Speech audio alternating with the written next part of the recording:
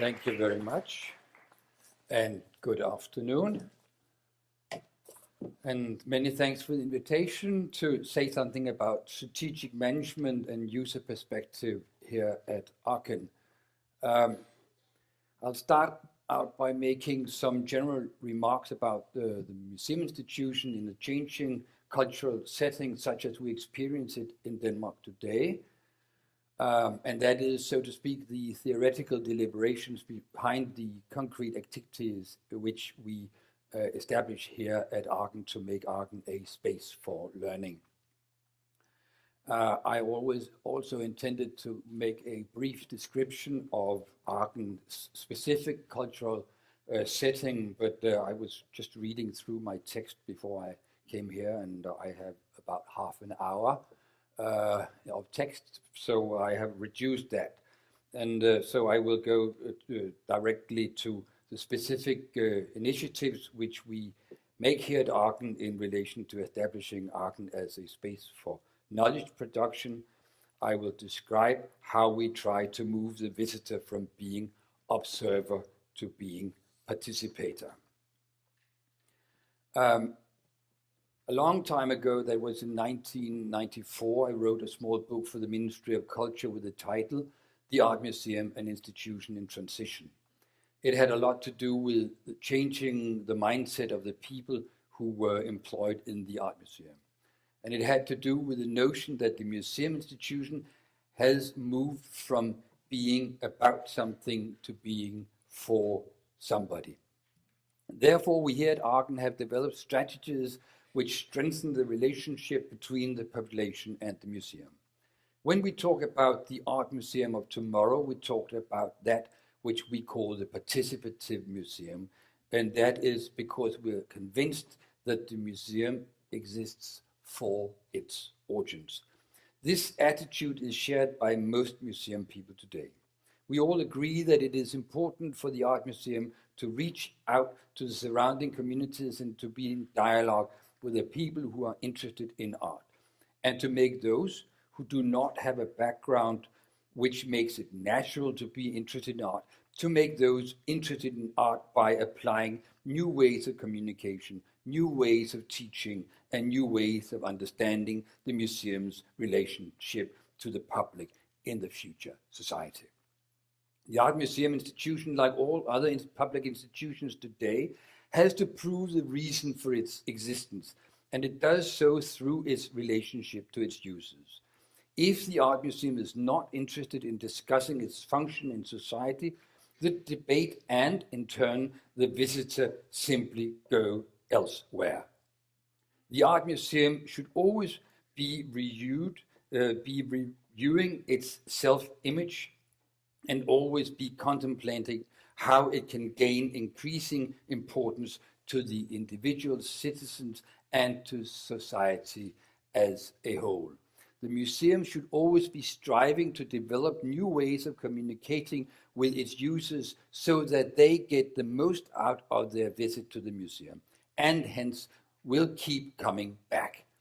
The existence of the museums today is justified not only by the aim of preserving the national cultural heritage, it is just as much an issue of bringing the national cultural heritage as well as the research into it into a meaningful dialogue with the user's world. In past times, the church had a monopoly on the truth. Thus, it was above discussion whether the church should exist or not. The church existed in its own right. After Darwin demythologized the Christian creation myth and Nietzsche in the 1880s declared God to be dead, the church lost its status as a place to go for the definitive truth. Art became the new religion, and the art museum was said to be the cathedral of the new age. Like the church, the art museum was thought to exist by its own right and to not have to answer to anyone. As in the church, a one-way communication had been established in which the art historians advanced his or her unassailable opinion about art, and the audience could take it or leave it. Because of the democratic development of society, however, museum goers today want to be taken seriously. They want to be involved, to be heard, and to participate in the basic reflections on life that is intrinsic to good art. This jives with what the American artist Dan Graham has said about artists today. He says, all artists are alike. They dream of doing something that's more social, more collaborative, and more real than art. Extending this approach, we at Arken are dedicatedly working to develop the art museum of tomorrow, and that is the participative museum. That is a museum that widely involves the user by encouraging visitors to use their own experience of life to try to understand the interpretation of life that is found in contemporary art. Therefore, the vision of Arken goes as follows. A visit to Arken shall add a new perspective to the visitor's life, so that the individual gets wiser on him or herself, and thus on life as such. It is a museum concept that abandons the traditional cathedral notion of the museum, and which can more accurately be compared to the classical agora, the marketplace of old Athens, as a place where free, tolerant, and enlightened people meet and, inspired by the art that they see in the museum, discuss universal existential issues. Thus, the museum becomes a social space for learning based on the user's own life experience. And one can say that the learning is driven by the user's own interest and motivation. Based on the 18th century Enlightenment thinking, which considered it beneficial to people and thus to society that citizens possess as much knowledge and insight as possible, we consider the art museum, like universities and libraries, to be part of society's enlightenment project towards its citizens. The modernist view of art considered the artwork as almost sacred, and hence as something the observer should absolutely not get personally involved in, much less mirror herself in. The visitor should remain at a reverent distance from the artwork. At Arken, on the contrary, we think visitors should mirror themselves in the art and use their own life experience to understand the art. Visitors have every prerequisite for that, and of course, since good art is always about this weird and often incomprehensible life which you all have in common. In my opinion, the true art experience emerges precisely when there is an overlap between the experience of life that the visitor possesses and the statement about life that is found in the artwork. When the artistic statement finds its way into a mental dialogue with the viewer's existential experience, new insight arises. Insight that the viewer can use to navigate in an existence which often can seem chaotic and impossible to make sense of. In this way, art finds a relevant connection to the viewer. For that reason, good art is never elitist. True, it may take forms and expressions that can seem hard to decode at first glance, but because it is about our common life and experiences, it concerns us all and we can all relate to it. Therefore, the strategy of Arken in relation to the public is that a visit to Arken should be an aesthetic, intellectual, and emotional challenge based on insight, contemplation, and quality. In this way, the museum, with a starting point in art, can add a new perspective to the visitor's world and make the individual wiser about herself and about life, as I mentioned. The classical Cartesian view of life distinguishes between spirit and matter. The body is merely a willing tool for the consciousness.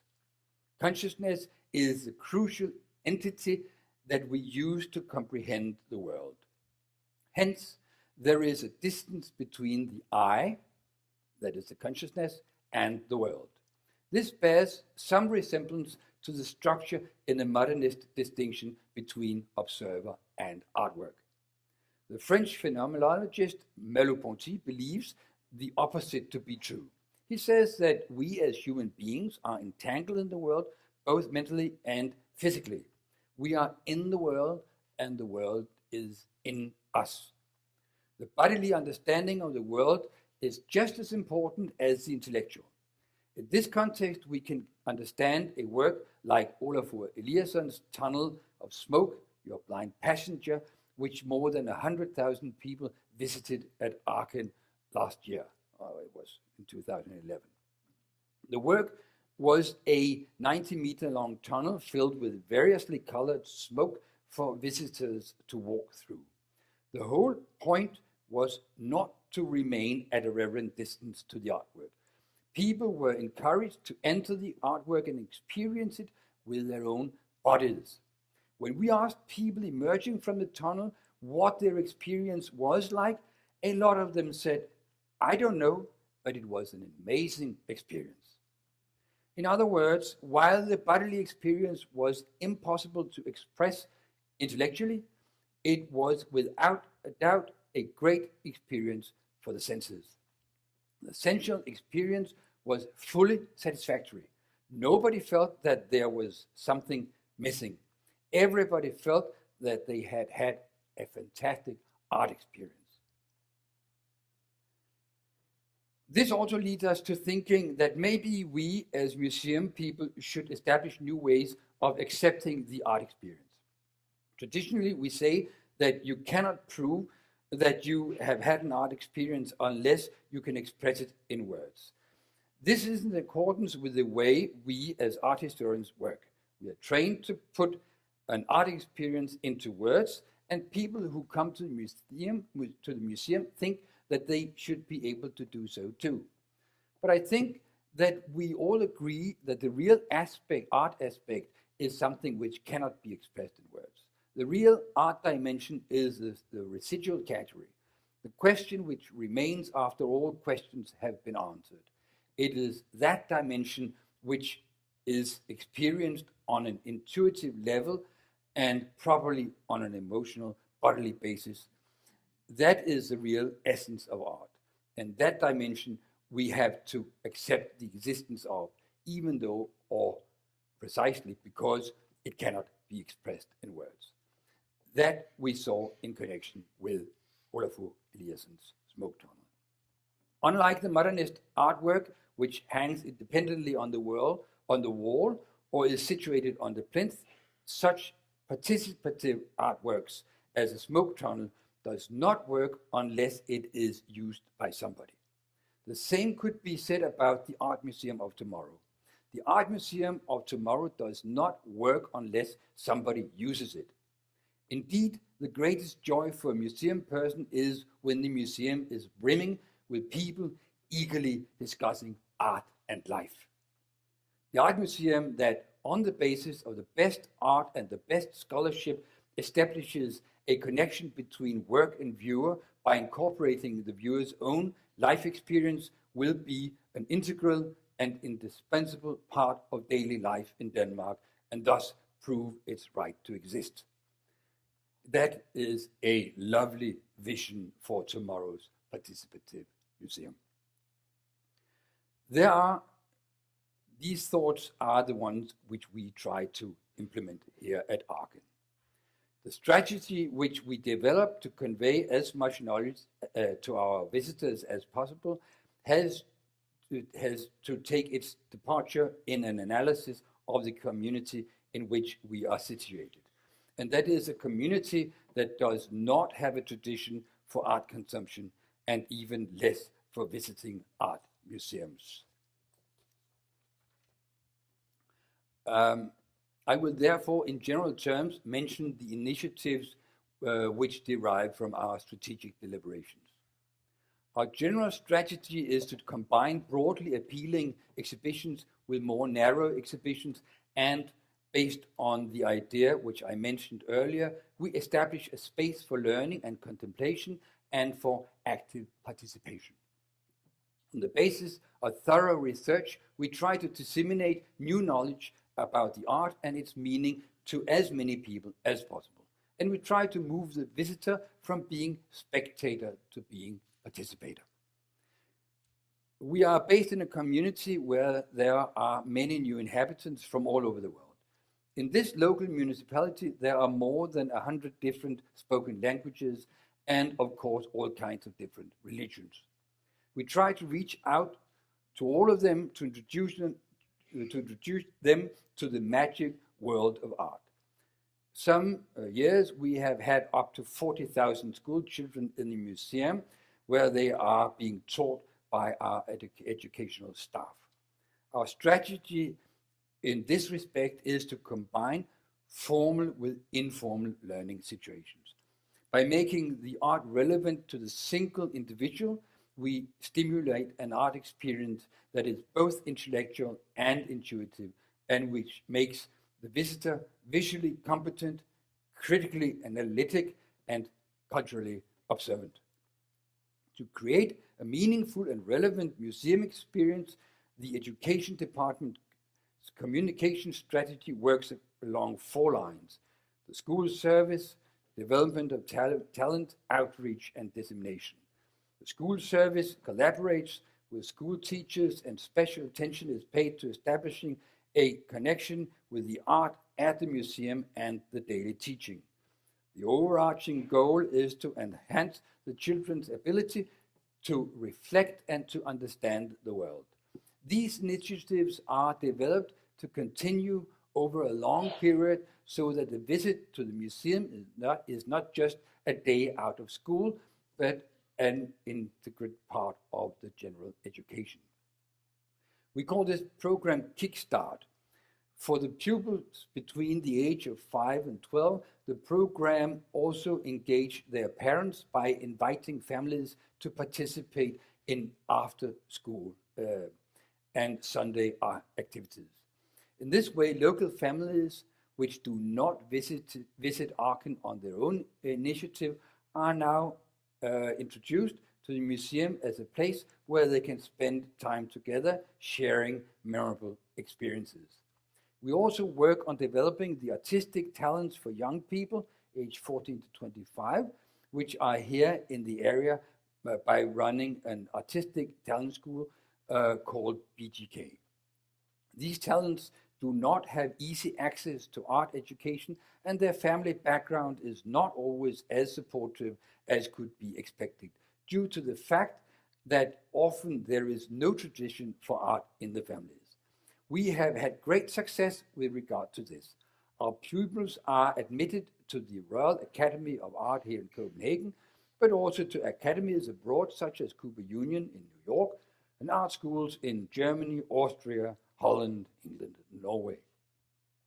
By working with the educational system, Arken, the school service, is engaged with a broad range of young citizens. In order to reach new audiences, we started the project Arken Over the Bridge, where the educational department employed a crew of 6 local youngsters aged 14 to 17 who to work alongside the educational staff in the family programs and the workshop activities. By using the channels of our school partners, we had over 60 applications from local kids who were not engaged with art but wanted the job. The flyers, as the staff is called, were chosen not for their interest in art, but for their skills in service and local knowledge. However, after only in 6 weeks, the flyers were asking to learn about the exhibited art, and they wanted to choose visual art as part of their high school education. The program is directed toward young people who are defined as non-art users. However, it shows that when the museum reaches out to non-art users, they become passionate art users. It is therefore important to lead the participatory museum as an ongoing process which engage the audience and invite new target groups to join into the art experience. The National Service Survey is an important tool that offers an image of the museum from the user's point of view. At Arken, we compare the numbers to our own statistics and our different strategies, that is, exhibitions, communication, and outreach. We have ongoing discussions interpreting how we can improve the results and, in general, the user's impression of the museum. Since the beginning of 2012, we have had 10 focus groups, workshops exploring how to serve our different audiences better, and we therefore feel we have a good feeling of what our traditional and new users are demanding from an engaging and participative museum. Referring to the young users at the museum, a theme which we have been talking about here at Arken is why the National User Survey shows the Arken only reaches 7% of users in the age between 14 and 30, when the average of other art museums are 15. We can see from our own statistics that the number for 2012 was 16, not counting visitors aged 18 to 30, coming outside the educational system and not counting our BGK students. However, our own statistics are counting children under the age of 14, and the percentages are therefore not comparable. We know from our own conservative counting that the average percentage of visitors under the age of 30 is 17.4 when we look over a 4-year period. We are therefore satisfied with the results of our effort, even though it is not yet shown in the National User Survey. I will finish here by saying that our strategy for the future is to make the museum experience much more than just a cozy and comforting experience. We want it to be the useful tool for analysis, reflection, and personal empowerment. With this strategy, I'm convinced that Arken will further its anchored position in the Danish society as an important, indispensable, and national part of the mindset of the art-seeking generations of the future. Thank you.